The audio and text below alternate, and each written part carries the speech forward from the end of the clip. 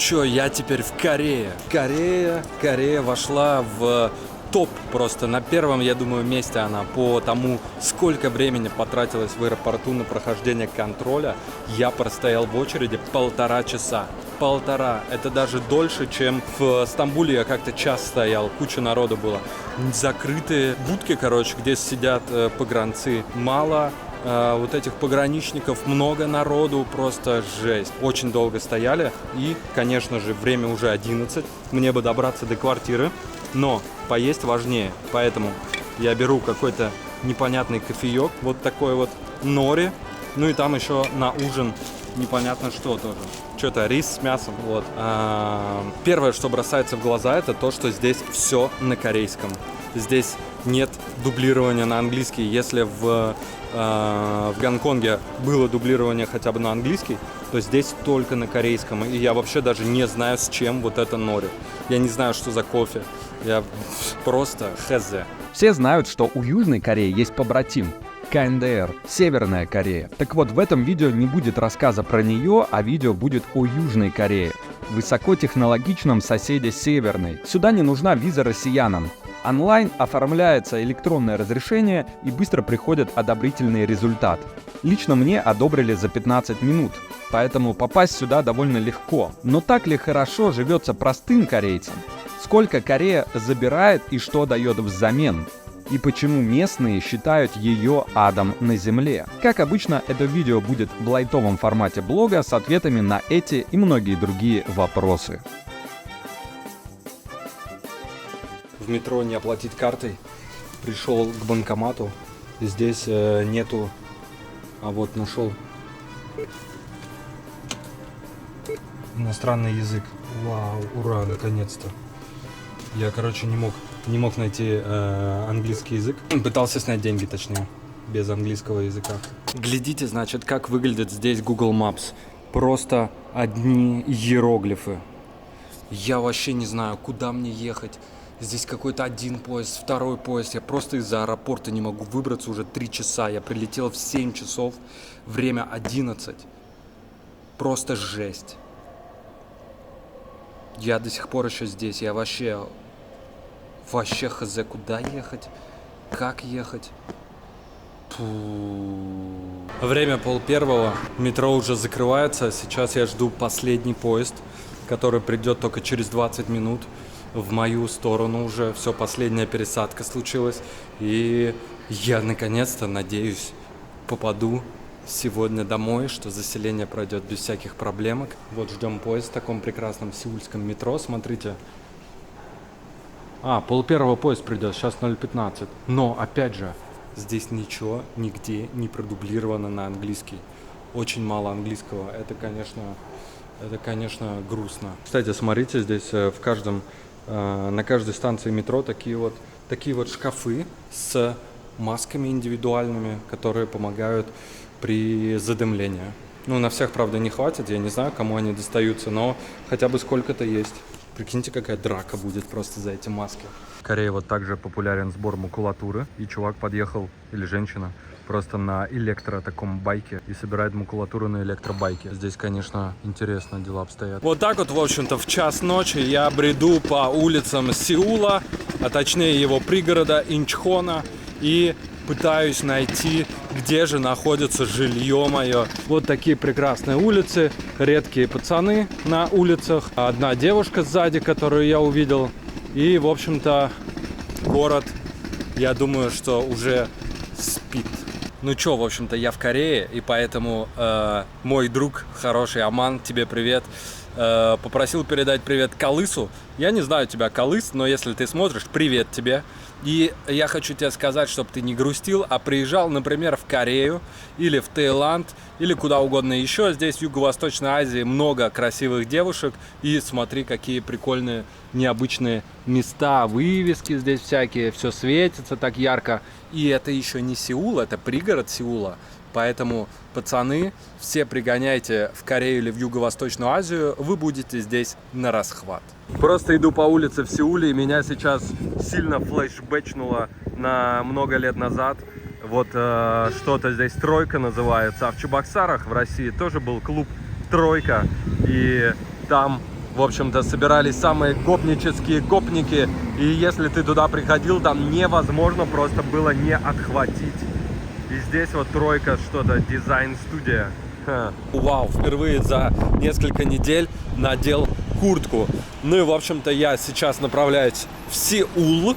И у меня там встреча с моей подругой Ниной. Нина, привет, если ты это смотришь. Мы с ней не виделись 2 года. И Нина — это тот человек, который просто без ума от Кореи. Она много сторисов записывает, много чего рассказывает про Корею. Можете посмотреть в ее инстаграм вот здесь. Если она захочет быть снятой на камеру, она сама все расскажет. Вот, Нина классная девчонка. И я надеюсь, что сейчас она мне какое-нибудь свое место интересное, стрёмно звучит. Короче, какое-нибудь свое любимое место покажет. Прямо вот в переходе метро здесь продаются, например, цветы. Можно заскочить, купить букетик вот за 300 рублей. Такой самый маленький обойдется. Такие вот по 18 тысяч. Я сейчас не буду считать. Короче, 1000 это 75 рублей.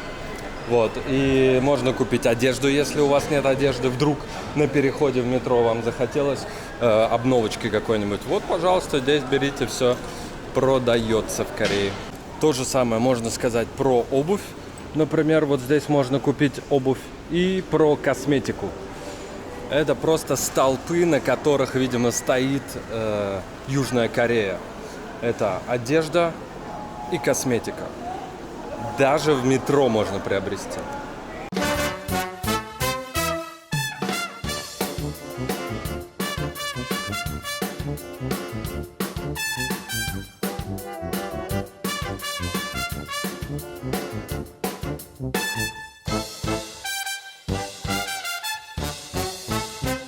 Вот так вот, в общем-то, в Корее выглядят в Сеуле дома. Много разноцветных вывесок, такие кафешки симпатичненькие, узкие улочки, не высокоэтажная застройка. И мне приходит в голову Швеция.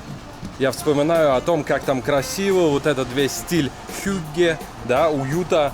И мне кажется, что есть такая закономерность, что чем красивее все выглядит на улицах, тем симпатичнее одеты люди, потому что здесь люди тоже одеты со вкусом.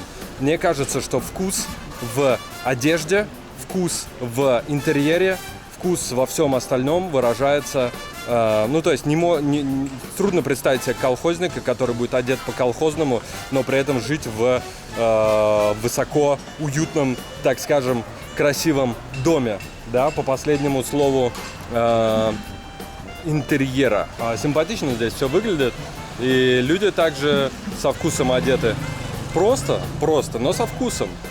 Мне вот нравится. Я не знаю, Uniqlo это японская или корейская фирма, но мне нравится такой вот стиль, такой casual, простой, да, но при этом прикольный.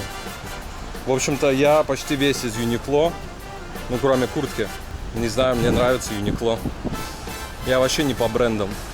Мне главное, чтобы выглядело прикольно и ничего на ней не было нарисовано особо. Вот, поэтому Uniqlo прямо топчик. Просто вообще все на корейском без какого-то перевода на английский. Мы сейчас встретились с Ниной, и мы на улице такой университетской, такой тусовочной. Нина сказала, что здесь ночью происходит грязь, в общем-то, полная. И, может быть, она даже к этому причастна. А вот здесь куча есть таких всяких фото-будок, фото-сигнача называется. Вот это Нина. В общем-то, она говорила, что здесь ночью происходит грязь, а сейчас не ночь. А ты причастна к этому? Грязи? Да. Еще как она. Собака. Еще как она причастна? Так, нужно подобрать мне, да, что-то. Аж как эти фотобудки вообще работают? Можешь в 2 словах рассказать?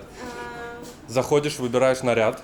Можешь, да, какие-то фигнюшки примерить. И здесь вот разные фотобудки. Можно фоткаться либо на кнопку, либо авторежим, он будет нажимать. Вау. Ну, сейчас я тоже что-нибудь выберу. Так, ну, конечно же, мне выбираем вот эту. Че, нормально? Какая-то не феечка, а единорог вообще получился. Нина, Я хотел быть феечкой, а стал единорогом каким-то. В общем, вот так заходите, выбираете себе наряд. На голову здесь есть только наряд. О, кстати, есть штучки для девочек. Расчесаться, утюжок, все, волосы разровнять. И, в общем-то, вы можете стать очень красивой феечкой, не такой, как я. А на Хэллоуин они все были заняты, потому что все в каких фотобудках переодевались и красились. Что это у нас? Я не знаю. Что-то мы не выиграли, да? Судя по звуку. Интернациональный звук. Почему здесь картами мало где можно платить? Почти везде много можно платить картами. Где ты нашел, где нельзя платить картами? Я Вот. наоборот находила много мест, где нельзя заплатить кэшем. И из Да? этого как ходила как неполноценный человек. Это не могла кафешечка? кофе попить. Да, в кофейнях часто бывает, что нельзя. Мне вот в метро мне вот не хватило этого самого, А, ну в метро. к сожалению.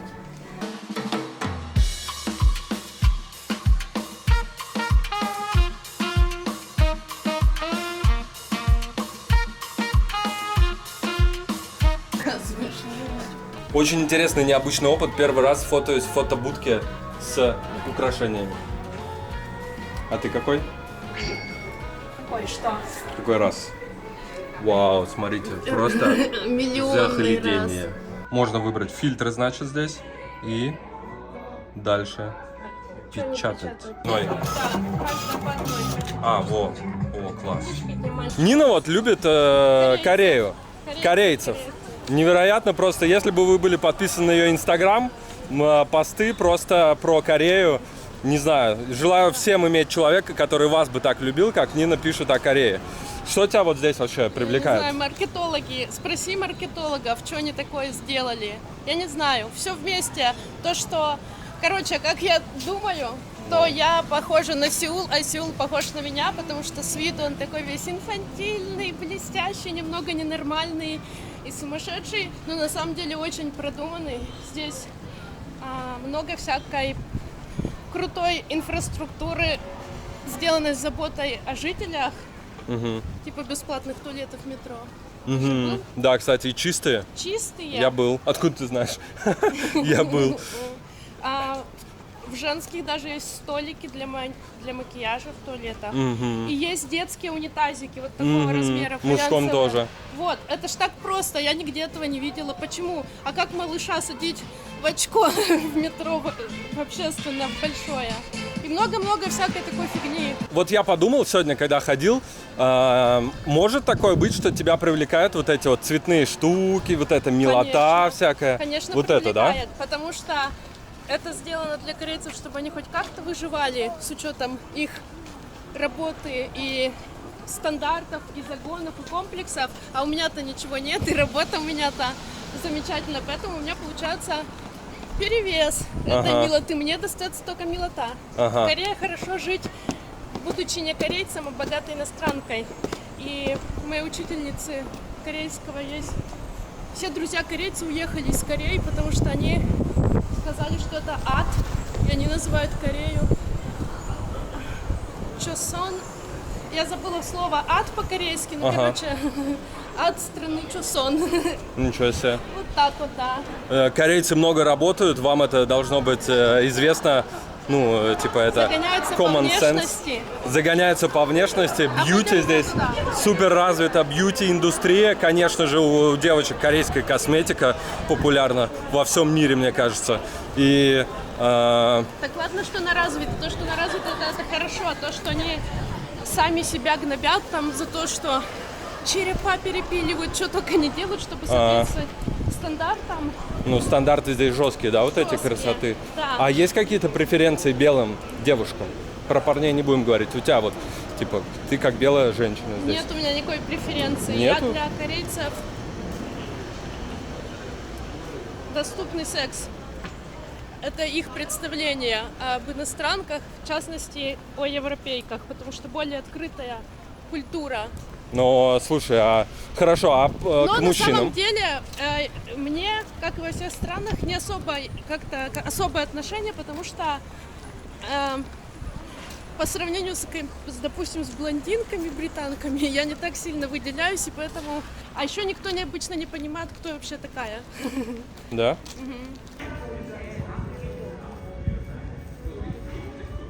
Хорошо, что здесь насчет парней? Ты что-нибудь слышала, может быть? У тебя, наверное, нет личного опыта, понятно. Но, типа... Ну, в целом, тут иностранцы не особо нужны. Ну, типа, вы интересны, пока вы туристы и тратите денег, а так на проживание... Не-не, я не с точки зрения государства. Я с точки зрения именно, да, именно, ну вот, местные девушки. У них есть какой-то фетиш на иностранцев голубоглазых или нет? Вообще Я на так не иностранцев думаю. белых? Нету, да? Ну, я так не думаю. Вот такие вот разные мнения. Женек рассказывал, что он здесь просто был в почете. Да? Ну, видишь, Но- я не женек. Да. Но это интересно, что с разных сторон. Но мне такое складывается ощущение, тоже нет такого. Ну, типа, это не такая закрытая страна, чтобы корейцам, кореянкам как-то по вот этому поводу сильно угорать. Иногда здесь под всякие ивенты эти будочки заполняют всякой фигней. Книжками именно? Ну нет, мини-выставки А, такие. А так ага. просто, мне кажется, очень симпатичная, уютная аллея. Красиво, да. Колосья такие. Да, мне очень нравится, кстати, еще насчет того, что мне здесь нравится, это довольно элегантный дизайн, когда не too much, а немножечко. Особенно я веду ландшафтные парки, всякое такое, садики.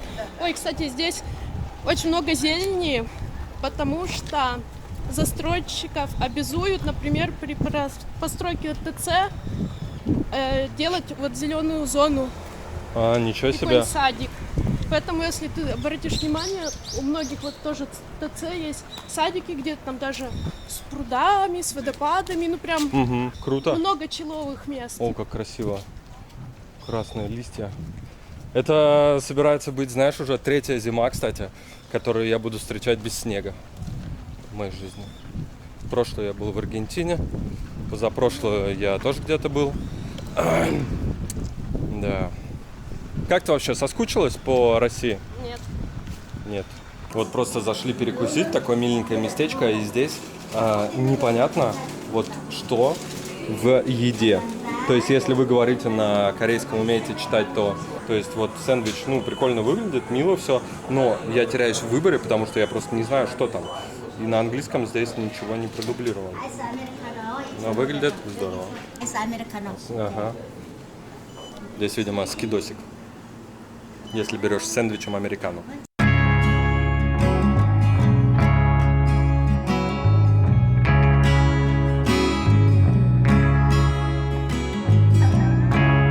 Чё, Нин, как думаешь, как тебе вообще вот сейчас будет в Турции? Нина улетает в Турцию завтра, Я буду откисать, после почти 3 месяцев здесь, да? ну, вранье, 2 месяца. 2 месяца. После 2 месяцев в Корее, каково вот там? Там тоже прохладно будет так, скорее всего, как здесь. Там будет прохладнее. Прохладнее скорее даже. всего. Чего ты вообще ожидаешь? Я ничего не ожидаю. Я буду готовить документы для обучения и учить корейский, чтобы выучить его хорошенько, и сюда приехать и с нулевого уровня чисто буквы учить. То есть ты настроена серьезно. Вот какая твоя Я настроена. идеальная? Моя идеальная картина. Да. По учебной визе можно до 2 лет прожить, Ага. а каждый дополнительный день увеличивает мои шансы найти корейского мужа. Я как раз об этом подумал. Да, И- слушай, ну за 2 года у тебя целых 700 дней За шансов. 34 года я не нашла мужа, но у меня и цели не было. Да, А сейчас. теперь мне очень понятная цель. Во-во-во. Вот. И ты к ней идешь. Я к ней иду. И летишь даже. Летит, прилетает и улетает и прилетает. Ну что, тогда желаю тебе найти корейского мужа. Насколько есть у тебя какие-то к нему как это называется? Требования, короче. Ну, чтобы не урод и не долбоеб. Не урод и не долбоеб. И не нищеброд. Ну, хотя бы не безработный, потому что таких я не уважаю. С жилплощадью. Без разницы. Сами, Без разницы. Сама сниму. Короче, просто, чтобы чел был не урод, не долбоеб и Ну, на самом с деле, работой. я говорю, не урод, а на самом деле там высокие Красавчик. требования. Вот именно. Красавчик, да. Вкусняшка. Да, мне красавчики корейские не нужны. Не, нахрен надо. Не нужны. Вот Нина, золотой человек. С ней можно встречаться раз в какое-то время. И лично у меня вообще не возникает ощущения того, что прошло это время.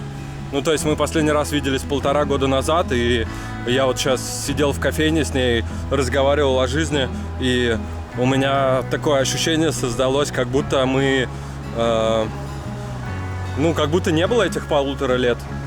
И, в общем-то, ощущение того, как мы сидели там 2 года назад вместе, тоже в другой кофейне, и у меня такой флешбэк случился, как будто не было этого времени. Да, ну вот она улетает. Абсолютно случайно так получилось, что мы в одном городе с ней ровно на 1 день. То есть я сегодня ночью прилетел, а она завтра улетает. И у нас был ровно 1 день, чтобы увидеться, и мы это сделали. Класс. Нина, спасибо тебе.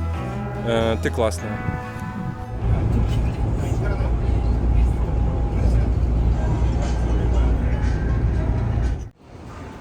Почти на всех, а может быть на всех станциях метро в Сеуле есть туалеты. И туалеты довольно-таки чистые. И это очень удобно. И да, туалеты бесплатные. Бесплатные. Можно купить всякое и пойти в туалет. Короче, записываю видос прямо весь из полей. Я, в общем-то, здесь на своем райончике, и здесь такая большая проблема найти просто где поесть, несмотря на то, что куча заведений, вот за моей спиной, вот еще заведение, вот здесь я зашел на 2-й этаж просто в заведение, вот оно, и я ищу бибимпап, я просто хочу поесть простой еды. Бибимпап для меня простая еда, это, если кто не знает, просто рис с мясом, с соусом, с овощами, и к ним приносят еще несколько таких закусок, ну там капуста, кимчи и прочее. Но просто я захожу в разные места, нет бибимпабов. В итоге я спросил у челика, почему здесь вообще нет бибимпабов. Это разве не популярно? В России в корейских ресторанах всегда есть бибимпабы. И мне сказали, что да, здесь не едим в заведениях бибимпабы, потому что их дома готовят. Зачем есть заведение, если можно есть дома? Вот. И я сейчас зашел в одно место еще, где Google Maps говорил, что хорошие отзывы, там есть бибимпабы. И я такой, у вас есть? Они смотрят на меня как на дурака. Ну, они, во-первых, здесь мало очень говорят по-английски, но где говорят, короче, смотрят как на дурака, говорят, 1 человек. Я говорю, да, они говорят, не, одного не будем кормить, только 2 минимум. Я такой, и что мне, высрать 2-го, типа, где мне найти? А она говорит, не, только 2, извините. Вот, я говорю, бай-бай, она такая, ха-ха, бай-бай. Я просто офигеваю, вот еда здесь вокруг, но я не могу поесть. Я не хочу сам жарить. Здесь все кафешки, короче, настроены на то, ресторанчики, чтобы приходишь и сам готовишь еду. Вот. А я не хочу сам готовить еду. В итоге зашел вот в такую кафешку, просто взял, я не знаю, что это. Ну, что-то взял.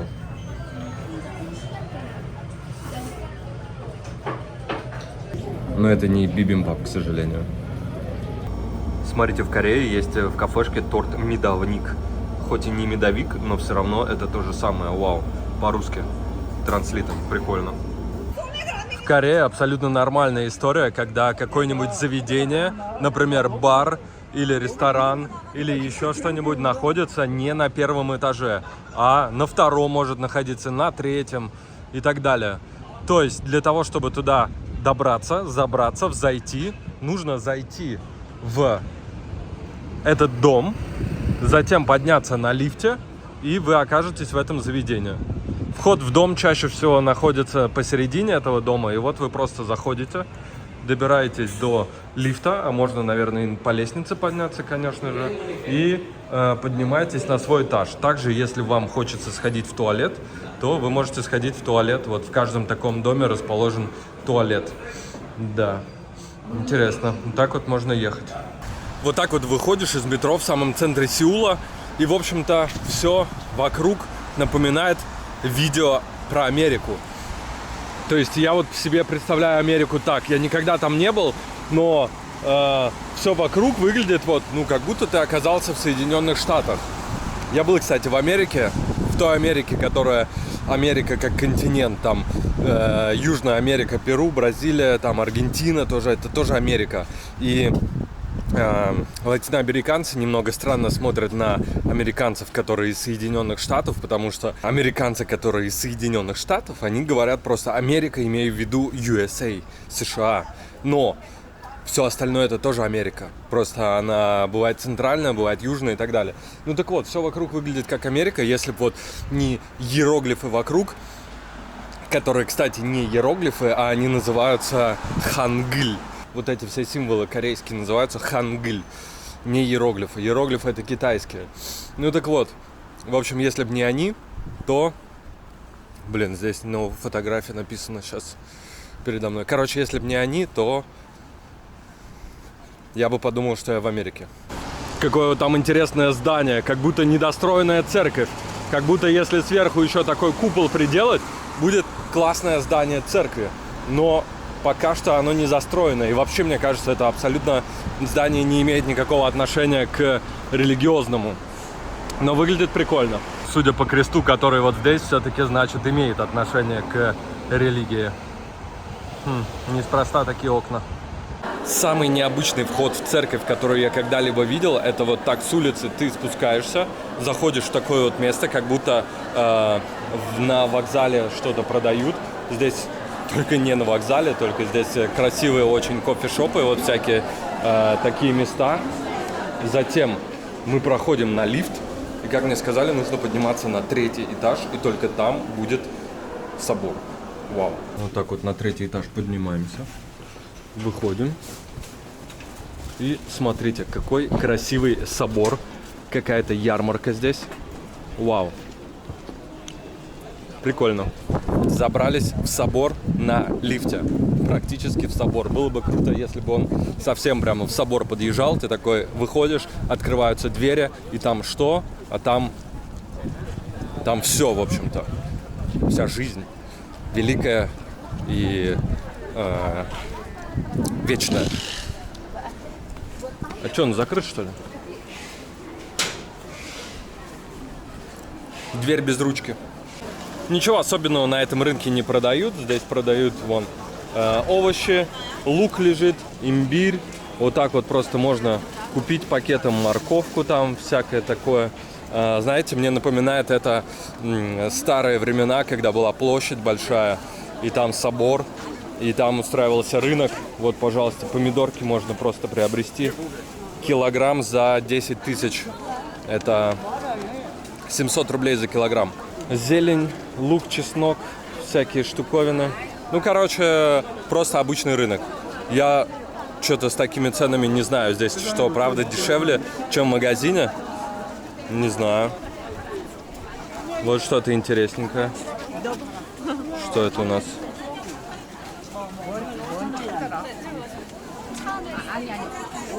Я даже не знаю, что это.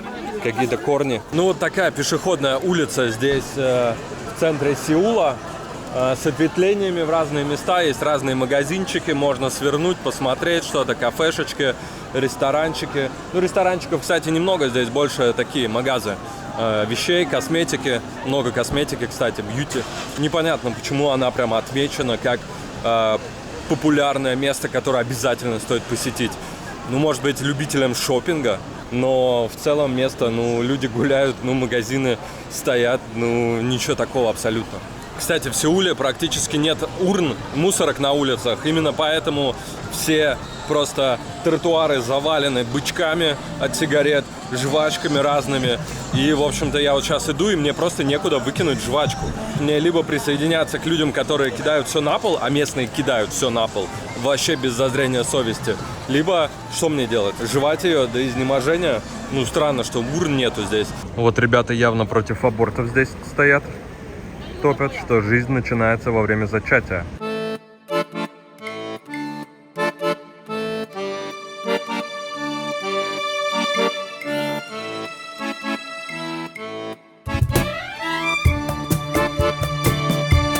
Миленькое пространство, весьма симпатично здесь. Вот я думаю, что здесь, когда жили императоры раньше, да, они не могли представить, что здесь будут рядом с их домами вот такие вот высокие дома, шум транспорта, что под нами будет вообще метро, да.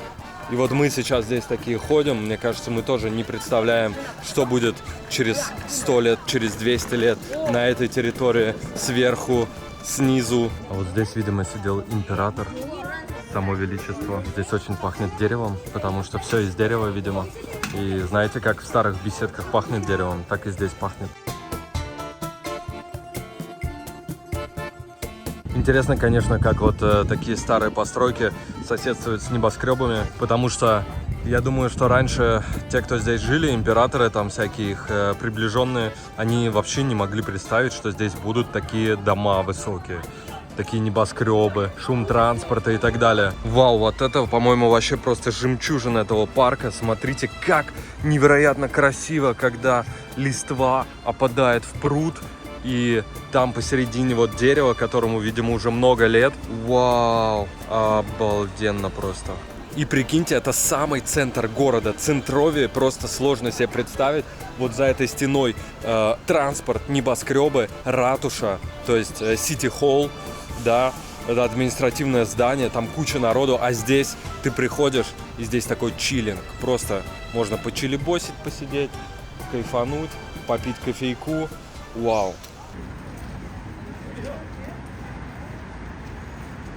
А вот прямо ратуша, это городская Сеула, и за моей спиной мемориал, который установлен в честь жертв 29 октября 2022 года, то есть год назад, чуть побольше, когда во время Хэллоуина 100, почти 60 человек умерли из-за сильной давки. Может быть, вы это слышали, освещалось у нас даже довольно серьезно в новостях, и там много иностранцев погибло, ну и местных, конечно, большинство. Так вот, этот мемориал здесь до сих пор стоит, больше года прошло, можно подойти, вот там бесплатно лежат цветы, можно взять, положить и проявить таким образом свою солидарность, сопереживание, уважение, отдать дань погибшим. Там есть люди из России, из Ирана, с Южной Кореи, естественно, из Америки и еще из разных стран. Вот. Да, во время давки пострадали. Мне нравится, что в Южной Корее вот здесь так сделано, что рядом со многими большими домами, небоскребами располагаются какие-нибудь парки, скверы. Пусть даже небольшое количество, пусть даже они маленькие, но тем не менее это добавляет уюта по сравнению с вот некоторыми местами, где просто каменные джунгли, просто небоскребы и все. Причем есть какие-то такие приколюхи, я не знаю, что это, похоже на ракушку и на новогоднюю елку одновременно, но вот мне лично такое прям вообще по кайфу. Зашел просто в 7-Eleven, и вот такой вот перекус, кофеек и еда. Я не знаю, что здесь, но, видимо, это тофу, это мясо какое-то. Стоит 500 рублей почти, 470 примерно. Что, на мой взгляд, довольно недешево за магазинный просто контейнер с едой. Ну, хотя бы здесь какое-то разнообразие, и рис, и мясо, и овощички. А помните, в 90-х в России тоже на многих домах были такие вывески? Ладно, я 90-е не застал в сознательном возрасте, но в нулевые точно. На многих домах были похожие вывески. Они светились, они были такими аляпистыми. И у нас их в большинстве своем убрали. Ну, из больших городов. Маленьких, конечно, остались. Но здесь они продолжают жить. И я так понимаю, что они, корейцы, сделали из этого свою фишку. То есть, наоборот, они стали делать их так много, вешать их просто везде, друг на друга, друг над другом. И днем это выглядит, ну так, ну как, их очень много. А ночью это вообще просто светится все как и днем. Так вот, смотрите просто на это. Они сделали из этого свою фишку, и теперь это стал не баг, а, как говорится, фича. Тем временем количество людей на улицах все увеличивается, и мы сейчас направляемся в заведение с самым лучшим раменом или раменом или раменом, я не знаю, как правильно говорить, в Корее, в Сеуле. Это заведение имело звезду Мишлен когда-то, я не знаю, почему ее убрали. Там обычно большие очереди, а сегодня как раз выходной день, поэтому, возможно, будет очередь. Но, впрочем, мы посмотрим. Может быть, даже удастся попробовать лучший в Корее рамен. Все эти оценки лучше, не лучше, это, конечно, спекуляции. потому что кто знает, кому что нравится. Но, по крайней мере, звезды Мишлен просто так не выдают и просто так не забирают, наверное. Вау, смотрите, прикольная какая штука. Забавно.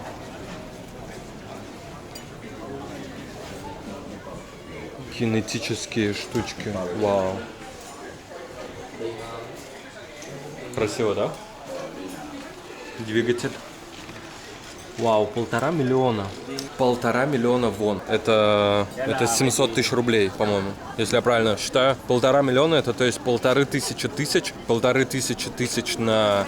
Точнее, 1500 на 75 умножить. Короче, это много. Да, это почти миллион.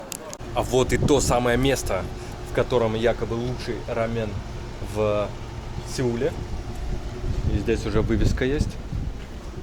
И вот мы сейчас идем туда. По-моему, вот это вот заведение, которое снизу, вот это вроде бы.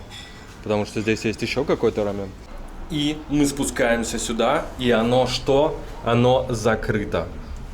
Заведение закрыто. Черт побери. О, закрыто. Жесть. Я не уверен, что соседние места такие же хорошие, потому что именно про это заведение у меня была информация, но оно закрыто. Черт возьми. А здесь начинается деревня Бакчон-Ханок. Вот так вот мы поворачиваем, и начинается традиционная корейская деревня, которая построена была в 14 веке. Конечно же, все здесь уже давно 100 раз отреставрировано. Супер-мега туристическое место, скорее всего, потому что такие места обычно супер туристические.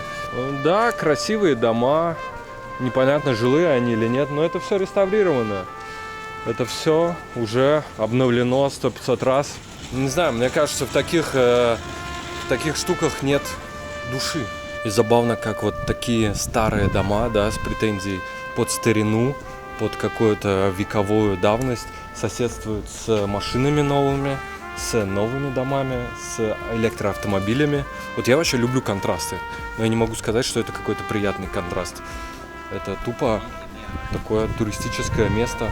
Вот, смотрите, какой невероятный вид. Вот эти крыши, нависающие над улицей. И давайте посмотрим, что же вот за этим красивым зданием. И я подхожу сюда близко, смотрю, и там просто ничего нет. То есть это просто фасад. Это, по сути, потемкинская деревня, скорее всего. Ну, возможно, вот за этими домами что-то есть внутри, но вот в том, например, пусто, ничего нет. О, собакин корейский. И это те собаки, видимо, которых здесь едят. Смотрите, как пострижен красиво, почти как я. Как сказала Нина, они здесь, корейцы в смысле, очень жестко бухают, тусят, и все вот вокруг такое яркое, радостное, потому что они очень сильно работают. У них здесь не такие высокие зарплаты, по ее словам. Здесь очень сильные переработки, здесь часто остаются там на работе, задерживаются. Здесь довольно сложно. В общем, они здесь, я не могу сказать трудолюбивые. Они, мне кажется, не сами трудолюбивые, а обстоятельства их вынуждают. Потому что если не будешь трудолюбивым, на твое место придет другой кореец и будет зашибать день. Так вот, раз им приходится много работать, у них стресс, и корейцы ходят поэтому в разные места потусить, в клубы, в бары, много действительно очень тех, кто пьет. И Нина рассказывала, что она ходила тусить со своими корейскими друзьями, и человек, например, всю ночь танцевал в клубе, пил, а на утро он едет на работу. То есть работают здесь много. И поэтому, чтобы хоть как-то скрасить вот эти все серые трудные будни, здесь все такое яркое. Вот, мне нравится эта теория, она, мне кажется, если правда здесь зарплаты невысокие и работают очень много, то она имеет право на существование. Еще прикольно, что такое количество здесь заведений, оно повышает сильно конкуренцию, а значит и качество, потому что качество возникает только в здоровой конкуренции. Такой гуляешь здесь, значит, по таким уютным улочкам и замечаешь прикольно выглядящую кофейню. Смотришь внутрь, да, действительно уютно, а затем внезапно, смотрите, что это? Это ванная для ног, это просто в холодную воду окунуть, когда тебе жарко, это, если это так, то это вообще гениально просто. Стоило свернуть с главной улицы, и здесь действительно уже жилые дома. Стоят машины, стоят конусы, чтобы не парковались, счетчики. Ну, то есть видно, что здесь жилые дома. Так что не вся эта деревня, не все это пространство потемкинское. А вот то, что я видел в Гонконге, только здесь больше всего можно вот ударять по этой штуке, выбивать какие-то уровни молотком, доставать игрушки можно из этой вот игрушечной штучки. И, конечно же, здесь просто рай для тех, кто любит играть. Здесь есть второй этаж. Давайте что-нибудь вытащим.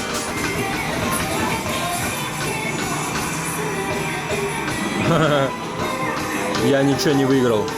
Другой вот. Опа. Оп.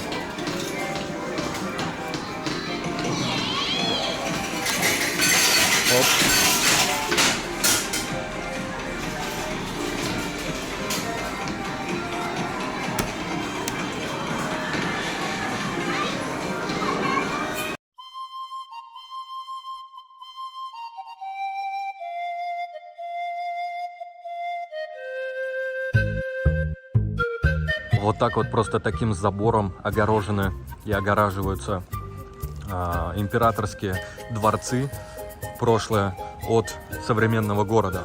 Да, вот эти дома, они такие под старину сделаны, но, в общем-то, эта часть — это современный город, а вот за этой стеной сразу там еще один императорский дворец. И вот люди ходят в костюмах некоторые, тем, кто в костюме, бесплатный вход внутрь. А за моей спиной дворец Чхондок династии Чонсон, если я правильно произношу. И это еще одна большая зеленая территория в самом центре города, потому что по другую сторону меня находятся разные дома довольно высокие, машины, автобусы, в общем, город. А вот здесь, вот эта вся огороженная территория, это дворец с парками. Прекрасная, по-моему, идея для фотосессии прогуляться в национальных корейских костюмах по территории дворца бывших императоров. Вот ведь только бы императоры знали 500 лет назад, что по их территории будут гулять все люди, одеваясь в такую же одежду.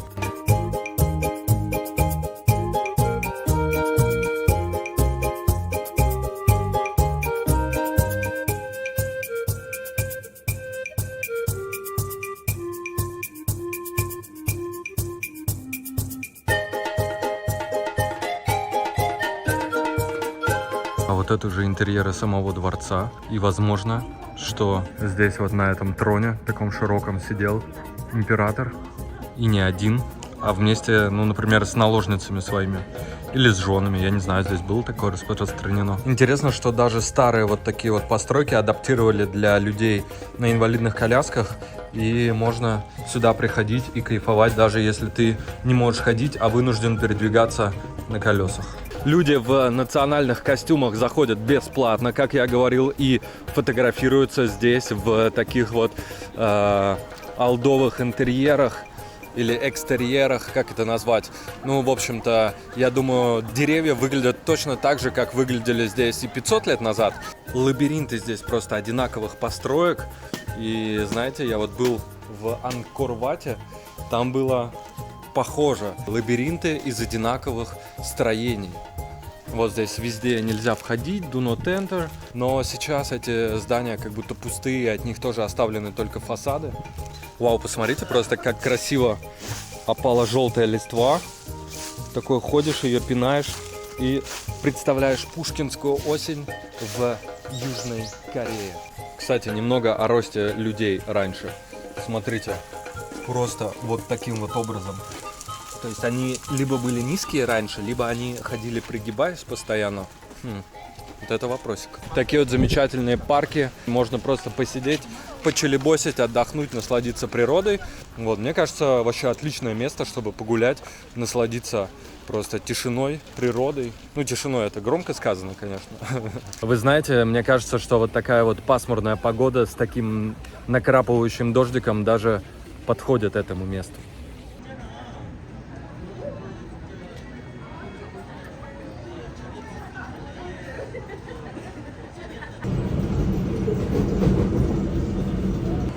А в метро в Сеуле вот такие вот скамейки, для того, чтобы люди здесь ни в коем случае не лежали. Кстати, сидится довольно удобно, на удивление. Даже удобнее, чем на обычной скамейке. Да, что-то дождик зарядил сегодня. Ну, дождь не дождь, а ехать надо. Места сами себя не посетят, правильно? Поэтому пойдемте под дождь и поедем сегодня на рынок. На рынок, на котором должны продавать собачье мясо. Прикиньте, ужас какой. Посмотрим. Смотрите, как прикольно сделали переход через такой вот небольшой канальчик. То есть человек сейчас только что взял и перешел по этим камням с одной стороны на другую, чтобы ему не забираться вот сюда, переходить. Круто, по-моему. Итак, вот этот рынок мясной, на котором мой друг сказал, что есть мясо собак. Давайте зайдем, посмотрим, правда ли это, есть ли оно вообще здесь и как это выглядит, если есть. Такой вот рынок замечательный. Мясо, мясо, мясо. Я так понимаю, здесь продают всякое разное мясо. Ну, в основном, типа, обычная свинину. Здесь очень любят свинину. Я больше по говядине. Говядину я ем, курицу я обожаю, курицу я ем, птицу. Ну, в принципе, если не будет выбора, вот свинина, например, только, то я и свинину поем. Смотрите, какие кусочки мраморной говядины, просто вау. Ну, вот, например, такой кусок 34 умножить на 7. Недешево, недешево. Я, в общем-то, свинину поем, если не будет другой возможности ничего другого поесть. То есть я не такой жесткий отрицатель свинины. Но вот собак, вот кошек я бы есть не стал. Но вот если порассуждать на эту тему, да, почему? Я не знаю, я не могу сказать, почему я бы не стал их есть. Просто потому, что они друзья человека. Слишком я к ним эмпатию большую испытываю. А к коровам, например, не испытываю. Хотя и те, и другие это млекопитающие, в принципе. Да? С чем вот это связано, непонятно. Люди одних едят, а других не едят. Веганы вот часто говорят, что, точнее вегетарианцы, что я ем рыбу, потому что у них неразвитая нервная система. Типа им не так больно, как млекопитающим. Hello? Can I find a dog here? Dog meat. Meat of dog. Dog meat. No? Why?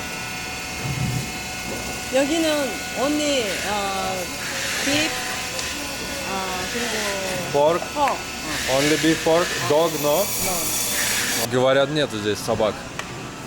Странно. Ну, давайте, может быть, пройдем куда-нибудь вглубь. Нужен кто-то молодой, кто говорит, возможно, по-английски. Hello, you speak English? Yes, I want to find dog. Yeah, English. English. You know, dog. 돈 돼지 뭐. No, no beef, dog. 아, 그 No? Here, no? Where? 없어요 여기. No? 계곡 있냐고 계곡. 여기 아니고 경동시장. 요즘에는 없어. 요즘에 이 근래에 멍멍 없어요. Uh-huh. 동물보호법에 애견 멍멍이 개 요즘에 없어요. 요즘에 없어. 경동시장에 있어요. 요리 쭉 내려간 경동시장 있어요. Ah, okay. Okay. 요리 쭉 가서 쭉 내려가요. Thank you, thank you. Короче, говорят, теперь в это время есть закон, по которому запрещено продавать собак, но есть другой рынок, якобы, Гуендонг маркет. Мы сейчас пойдем туда, если это близко. Здесь собак больше не продают из-за законов их защищающих. Вот, кстати, интересно, почему закон о защите животных защищает собак, но он не защищает коров. Опять же, не защищает свиней, не защищает куриц. Почему? Ну а тем временем мы добрались до рынка, который на картах Google обозначен как рынок с народными всякими товарами, снадобьями, кореньями и прочим. Нас встречают уже коренья различные и снадобья, которые из них делаются, видимо, там стоят. Вопрос, есть ли здесь мясо собак? Потому что Я не знаю, зачем я его ищу, просто посмотреть, видимо. Потому что я понял для себя, что я пробовать не буду. Все-таки собака – это друг человека. Я не смогу потом по-другому смотреть на собак. Точнее, я не смогу потом смотреть на собак так же, как я смотрел до этого. Но я хочу посмотреть. Все-таки Корея известна тем, что они употребляли и употребляют, наверное, мясо собак с древности.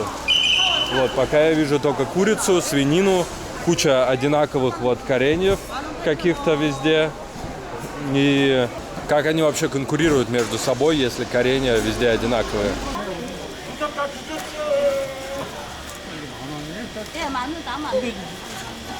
Хотел свалить, но не получилось.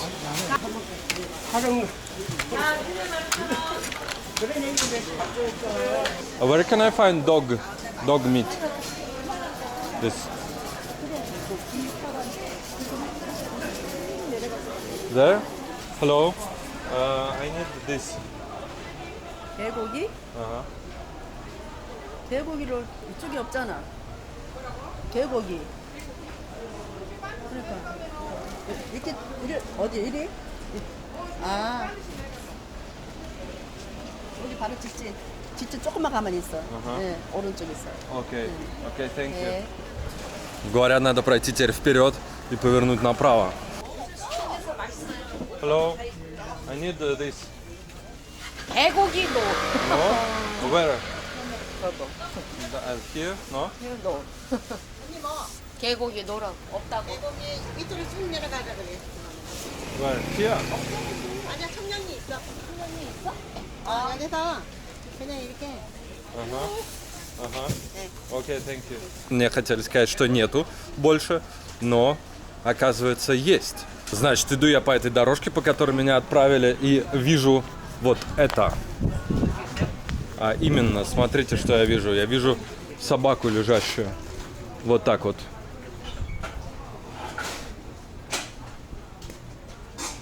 И мне интересно, это знак или не знак? Это знак, что здесь продают собак? Или это не знак? Ну, дверь закрыта. 파는데 그만뒀다고? 거기 말고 저 옆자리 돌아가 위에 파는데. Короче, все отправляют в разные места. Я так понимаю, что стоит забить на эту затею. Потому что даже если я приду, я так понимаю, сейчас это стало здесь незаконно. Соответственно, может быть, и где-то там кто-то подпольно продает. Да, можно найти, потратить время на это, да. Но я такой приду, и что? Я все равно пробовать не буду, покупать я его не буду. А вот так вот, чтобы просто поснимать, оно, видимо, не лежит уже. Потому что, ну, видимо, это нельзя теперь. И слава богу, я не видел убитых собак. Точнее, разделанных даже собак, мяса. Поэтому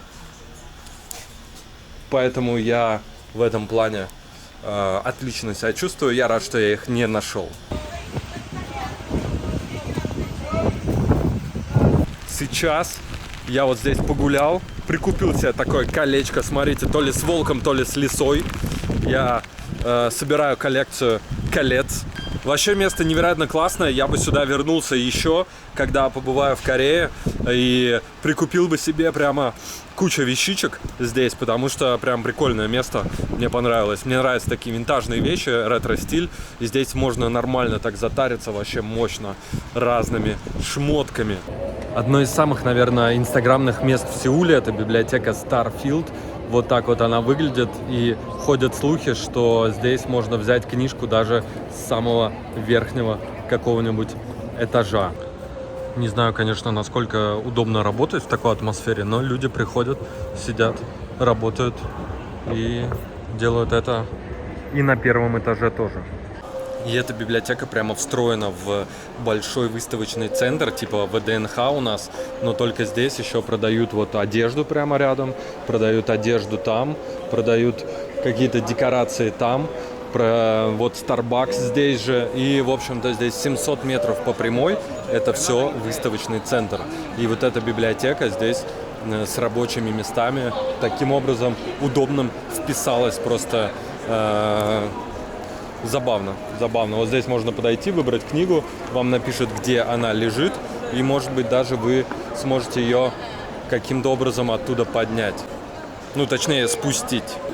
Интересно, кстати, что в Сеуле вот здесь, чтобы распечатать билет, который ты купил онлайн, вот он, нужно вставить туда кредитную карту, с которой ты его оплатил. Я просто вставляю карту, и он сам находит, что какой у меня есть билет, и я его сейчас распечатал. Интересно, что на вокзалах в Сеуле, как и в метро, нет никаких рамок досмотров, как и в аэропортах. Вот просто проходишь на автобус, и на одном из этих автобусов я, видимо, скоро поеду в Дэгу. И да, тем временем в Сеуле уже готовятся к Рождеству, к Новому году, и рядом с торговыми центрами расположены вот такие вот прекрасные точки.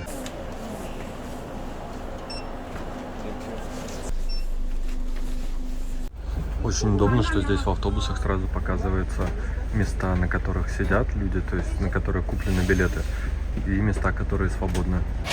Значит, пока свежие эмоции, значит, записываю видео по поводу того, как меня в аэропорту отбрили, и я просто, значит, пришел на регистрацию, и я собирался ехать в Тайвань, меня спрашивают, а у вас есть виза? Я говорю, визы у меня нет, потому что я меньше чем на 24 часа прилетаю туда, я только транзитом, не буду выходить из транзитной зоны, и я ссылался на официальный документ Thematic, если кто не знает, ему обязаны следовать все авиакомпании в мире, Thematic называется. У них доступ только у авиакомпании, и авиакомпании им руководствуются, но они, вот конкретно эта авиакомпания, T-Way, они не знали, как пользоваться тематиком. Если там набираешь Destination Point Тайвань, то, конечно, там нужна виза, пишет. Но у меня-то не Тайвань Destination, у меня были Филиппины Destination Point, просто с пересадкой в Тайвань. Вот. И они, короче, в итоге мне отказали в посадке. Я говорю, давайте документ какой-нибудь, что мне отказано. Они мне не дали. Говорят, у нас нет такой формы, такого документа. Ну и в итоге, в общем-то, 1,5 часа я стоял, вот это все решал с ними. Они тянули. В итоге дотянули до того, что регистрация закрылась официально, они все разошлись. Чувак, который был и мне пытался помочь, там с кем-то связывался, он сказал, что нет, извини. Ну и все, так, короче, на этом я резко стал искать, где же здесь переночевать, потому что время позднее. И сейчас вот еду в хостел, который снял резко за 5 минут. И еду вот. А я тем временем поменял все деньги. У меня осталось, прям как знал просто, у меня осталось 2000 местных вон, то есть 150 рублей. Мне сейчас ровно хватило просто на автобус. Вот. Я оплатил картой сейчас хостел, поэтому, надеюсь, там все будет без проблем. Вот такие вот штуки бывают, потому что путешествие — это никогда все по плану. Путешествие — это когда вот так вот все просто непонятно, что будет в следующую секунду. И я там реально стоял, и я не знал, что будет в следующую секунду. Посадят меня на рейс все-таки или не посадят. Не посадили. Что ж, вот утро в Тегу, не отпускает меня Корея, в общем-то, вчера не отпустила. И сегодня не отпускает. Я вчера резко, значит, забронировал хостел, заехал, поспал, все отлично. И искал билеты, как же отсюда выбираться. Вот, примерно так вот я вчера сидел. Первые несколько минут, когда мне отказали в поездке, просто сидел вот именно так же, как этот чувак. Но потом я собрался и нашел, значит, билеты подходящие. Мне все-таки надо добраться до Манилы, понимаете? И вот подходящие билеты были через Шанхай в Манилу завтра. В общем-то, можно сказать, что я рад, что пришлось мне здесь задержаться на денек в Тегу, потому что, ну, посмотрите, какие прекрасные улицы, какие вот здесь скверики, парки. Приятно здесь находиться, погулять сейчас в такую вот погоду прохладную, потому что сейчас здесь градусов 15, наверное. Вот. Я много дней провел в жаре, и я собираюсь снова обратно возвращаться в жару, поэтому, конечно же, здесь классно находиться, почилить в прямом смысле этого слова chill, от слова прохладный. Смотрите, вот здесь есть прямо такая подкачка для шин велосипедов. гениально. По-моему, это просто гениально. Что я заметил по поводу Тегу? Городок небольшой, да, это понятно, но здесь цены на кофе, например, в 2 раза, почти выше, 1,5-2 раза. Вот какие-то тачки ездят модные, Феррари, пожалуйста, смотрите. В 2 раза почти цены на кофе выше, чем в Сеуле. Это неожиданно, неприятно, но вот такие вот здесь цены. То есть в среднем кофе где-то 5000 вон, это около 400 рублей, чуть побольше. Интересно, что в Южной Корее тоже любят Виктора Цоя, почитают его творчество. Вот граффити нарисовано в его честь, там с ним фотографируются с барельефом. Класс. А вот такой вот бизнес можно просто мутить на булыжниках. Взял булыжник, его раскрасил симпатично. И прекрасный сувенир. Правда, тяжелый. А это, видимо, как выглядит стандартный кореец, когда читает мангу.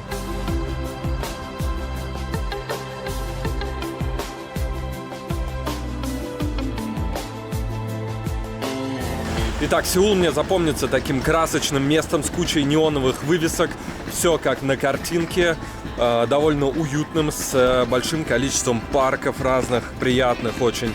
Да, уютным это точно.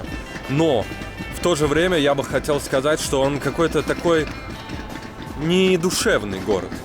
Вот я не могу сказать, что люди неприветливые. Смотрите, кстати, флаг России бело-синий-красный. Он какой-то такой, как Нина говорила, город-абьюзер. То есть ему от тебя ничего не надо. Он готов тебя развлекать, ты плати, главное, денежки. Он там готов тебе давать какие-то ништяки в виде парков там и всяких прочих уютных мест. Но ты ему не нужен. Ему не нужны ни туристы, насколько мы знаем по отсутствию вывесок на английском и вообще засилию корейских фраз. Ну, в общем-то, я думаю, что англоязычные туристы в России тоже с этим сталкиваются. Во многих местах у нас ведь не говорят по-английски в основном. У нас нет вывесок на английском языке. Вот, поэтому в какой-то степени его можно сравнить с Россией в том плане, что России тоже особо иностранцы не нужны. По крайней мере, те, которые не говорят на русском. Но, тем не менее, это был прикольный опыт. Корея, Южная Корея. Я бы очень хотел еще побывать бы в Северной Корее, чтобы сравнить северную и южную стороны. А из Северной там и до России уж рукой подать. Там она граничит. Вот. Поэтому классно я здесь провел время.